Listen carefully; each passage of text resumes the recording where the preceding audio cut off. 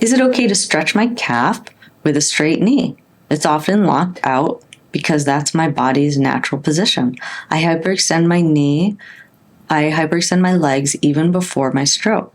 So it's been a real struggle to get a soft knee. This is an excellent question and probably something that I do talk about, but probably don't emphasize enough.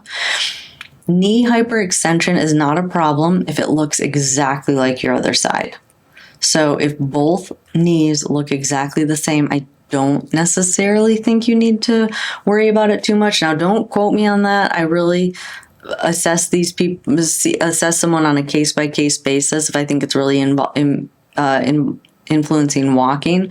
But if you say your knee hyperextended beforehand, what I've found is the biggest mistake I probably make, even to this day, 20 years of doing this, is I work on a structural problem that I think is a result of the stroke, and it's actually the way that someone's walked forever. So, or a walking impairment I might work on. Come to find out that's the way that person has walked forever. So if both your knees do the same thing, and you can bend your knee when you bring it through, then I would say you don't need to work on it and it doesn't matter. Now, there is value in stretching the ankle with the knee bent and with the knee straight, because it stretches two different calf muscles that are both usually involved with spasticity. So I would say I would try and work on both if you can. If your knee looks unnaturally hyperextended when you are stretching your ankle with the knee straight, and this does happen with people that I see, then I usually use a night splint. So I have one that someone makes for me that's super aggressive, and it really does simulate full weight bearing on a leg because the straps are so strong. And so that's usually what I use. And I just have someone do that laying down, and I put a little towel roll under the knee. So the towel roll under the knee will keep the knee from hyperextending.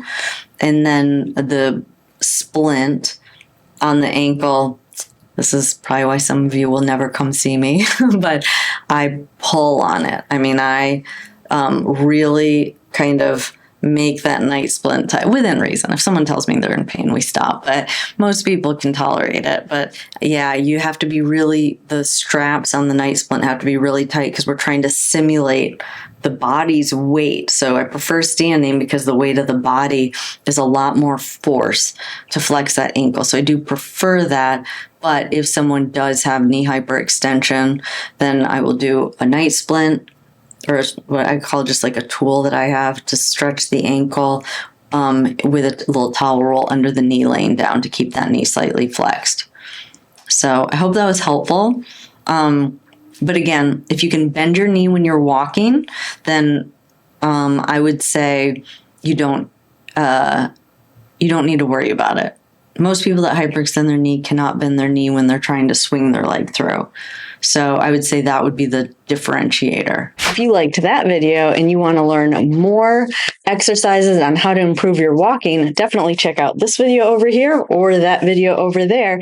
If you want even more help, check out our Gold membership program where you will get access to over 300 exercises that are not here on YouTube, as well as access to our monthly lives where you can get your questions answered.